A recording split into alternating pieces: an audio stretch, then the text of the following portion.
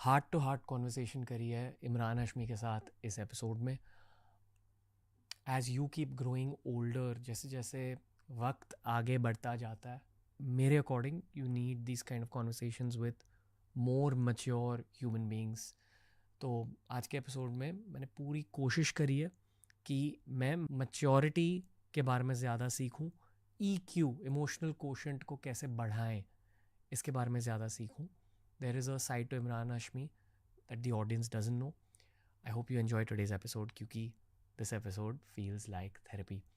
इमरान भाई की नई फिल्म ग्राउंड ज़ीरो रिलीज़ हो रही है 25 अप्रैल को. It's a film about the BSF, हमारे आर्म्ड फोर्सेस के बारे में. I feel films like this need to be celebrated.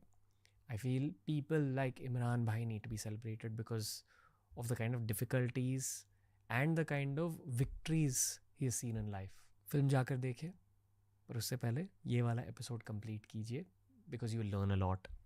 This is EH on TRS.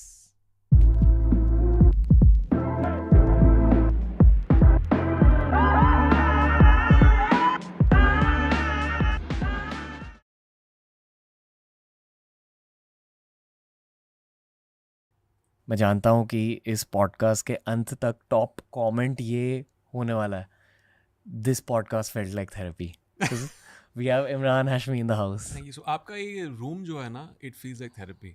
That's बहुत ही एक स्पा, बहुत ही मेडिटेटिव जोन लग रहा है. रिफ्लेक्टिव. बहुत ही रिफ्लेक्टिव जी. The colours, the light palette.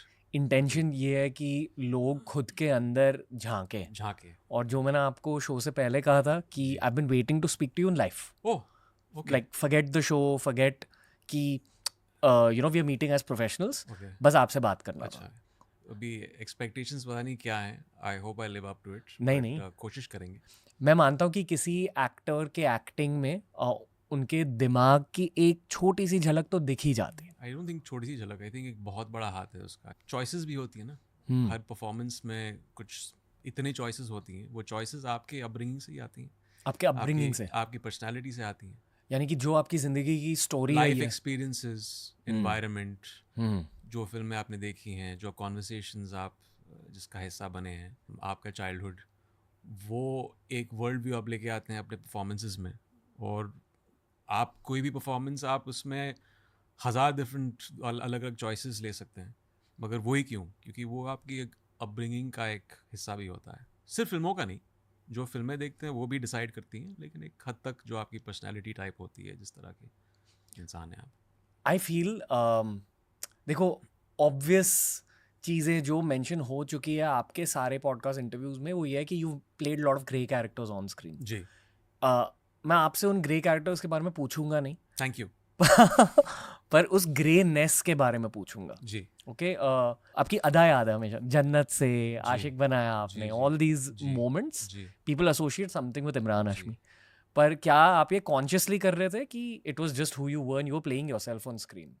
I think थोड़ा बहुत वो है. आप खुद की पर्सनैलिटी उस कैरेक्टर्स में, उन परफॉर्मेंसेस में आप एक तरह से झलकाते हैं, ऑडियंस को दिखाते हैं. लेकिन उसके साथ साथ आप वो एक रोल प्ले भी होता है. जो लाइंस दी जाती हैं आपको, वो जो दुनिया है उस फिल्म की, वो जो जॉनर है, आप ख़ुद को उसमें प्लेस करने की कोशिश करते हैं. और एक बहुत ही केओटिक प्रोसेस होता है. एक बहुत ही सरप्राइजिंग चीज़ ये है कि मैं जो कैरेक्टर्स मैंने बहुत पहले प्ले किए थे, जैसे जन्नत हो, फुटपाथ, वो सारी मर्डर, वो मेरी पर्सनालिटी से कहीं मिलते जुलते थे ही नहीं. वो एक बहुत एक तरह से एक मास फिल्म का एक मोल्ड था जो मेरे सेंसिबिलिटी से मैच नहीं होता था.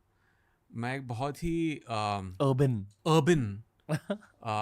Born and brought up in Bandra, उस किस्म की, जो जनरली, ऐसा नहीं है कि मैंने हिंदी फिल्में नहीं देखी, बट मेरा वर्ल्ड व्यू जनरली बहुत सारी हॉलीवुड फिल्मों से, बहुत वेस्टर्नाइज फिल्मों से वो मिला है. उन चीज़ों का आई थिंक मिश्रण है वो, जहाँ से अदा निकल के आती है परफॉर्मेंसेस में. गॉटचा. What's up in life?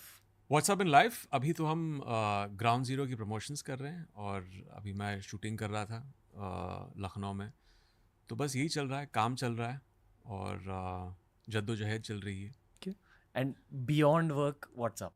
मैं बहुत एक तरह से ऑब्सेसिव हो गया हूँ अपने ट्रेनिंग के साथ, फिटनेस के साथ। आई थिंक ये समथिंग आई डिस्कवर्ड कोविड के टाइम पर।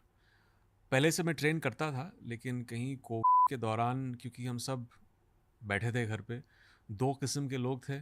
कुछ लोग थे जिन्होंने कुछ किया ही नहीं, तभी दे जस्ट लेट गो, और कुछ लोग थे जिन्होंने थोड़ा सा इंट्रोस्पेक्टिव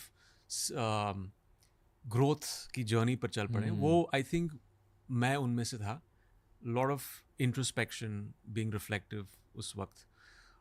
डाइट पे हो, मेडिटेशन पे हो, वर्कआउट्स पे हो, वो एक होलिस्टिक, हर दिन just try to be the become a better version of yourself. वही मेरा एक मकसद रहा है तब से। पहले नहीं था, आई विल बी ऑनेस्ट। मैं एक बहुत ही इनडिसिप्लिन किस्म का एक लड़का था, हाईली इररिस्पॉन्सिबल। जब तक मेरे बेटे का जन्म हुआ तब तक बहुत इररिस्पॉन्सिबल था। बट आई थिंक वो एक शेड्यूलिंग, एक डिसिप्लिन आ गया है मेरी ज़िंदगी